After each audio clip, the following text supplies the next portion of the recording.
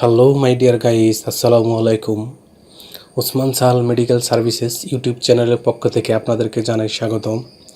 আশা করি আল্লাহর রহমতে আপনারা সবাই ভালো আছেন। বন্ধুগণ, আজকের ভিডিওতে আমি আপনাদের সাথে বাচ্চাদের বা প্রাপ্তবয়স্কদের বুকে সর্দি বা কফ জমা, কফযুক্ত কাশি, শুষ্ক বা শুকনো কাশি, অ্যালার্জি বা চুলকানি ইত্যাদি সমস্যার সমাধানে অত্যন্ত কার্যকর একটি মেডিসিন এবং মেডিসিনটির নাম, দাম, গ্রুপ বা জেনারিক নাম, প্রস্তুতকারক কোম্পানির নাম, খাওয়ার নিয়ম এবং এর সাইড এফেক্টস বা পার্শ্ব প্রতিক্রিয়া সম্পর্কে আলোচনা করব। তবে ভিডিওটি শুরু করার আগে আপনাদের প্রতি রিকোয়েস্ট, আপনি যদি আমার চ্যানেলে নতুন হয়ে থাকেন তাহলে অবশ্যই চ্যানেলটি সাবস্ক্রাইব করে লাইক, কমেন্টস এবং শেয়ার করবেন। বন্ধুগণ, বাচ্চাদের বা প্রাপ্তবয়স্কদের সর্দি বা বুকে কফ জমে থাকা, কফযুক্ত কাশি, শুষ্ক কাশি বা শুকনো কাশি, অ্যালার্জি, চুলকানি ইত্যাদি সমস্যার সমাধানে বিশেষজ্ঞ ডাক্তারগণ যে ঔষধ বা মেডিসিনটির কথা বলে থাকেন তার নাম হলো লাইটেক্স সিরাপ বা লাইটেক্স পেডিয়াট্রিক ড্রপস বা শিশুদের ড্রপ।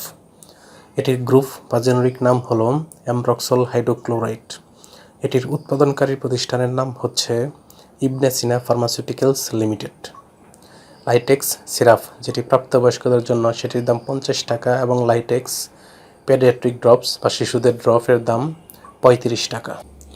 এটি খাওয়ার নিয়ম হচ্ছে বাচ্চাদের ক্ষেত্রে পেডিয়াট্রিক ড্রপস, যেটি যাদের বয়স 0 থেকে 6 মাস তারা 0.5 মিলিগ্রাম করে দিনে 2 বার, যাদের বয়স 6 মাস থেকে 12 মাস তারা 1 মিলি করে দিনে 2 বার এবং যাদের বয়স 1 বছর থেকে 2 বছর তারা 1.25 মিলি করে দিনে 2 বার সেবন করতে পারবে।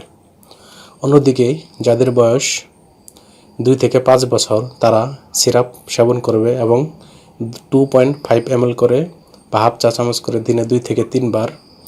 যাদের বয়স 5 থেকে 10 বছর তারা 5 মিলি করে বা 1 চা চামচ করে দিনে 2 থেকে 3 বার এবং যাদের বয়স 10 বছর বা তার ঊর্ধ্বে বা প্রাপ্তবয়স্ক তারা প্রতিদিন 10 মিলিগ্রাম করে বা 2 চা চামচ করে দিনে 3 বার সেবন করতে পারবে। এই সিরাপটি বা ড্রপসটি সেবনের পর সামান্য কিছু সাইড এফেক্টস বা পার্শ্ব প্রতিক্রিয়া দেখা দিতে পারে, যেমন পাকস্থলীর প্রদাহ ও ভার ভাব দেখা দিতে পারে এবং কদাচিৎ অ্যালার্জি, চুলকানি বা ইডেমা দেখা দিতে পারে। গর্ভাবস্থা এবং স্তন্যদানকালীন সময়ে যদিও এটি নিরাপদ, তারপরও এটি সেবনের পূর্বে অবশ্যই রেজিস্টার্ড চিকিৎসকের পরামর্শ অনুযায়ী সেবন করতে হবে। ওষুধটি আলো থেকে দূরে 30 ডিগ্রি সেন্টিগ্রেড তাপমাত্রার নিচে এবং শিশুদের হাতের নাগালের বাইরে রাখতে হবে। ধন্যবাদ।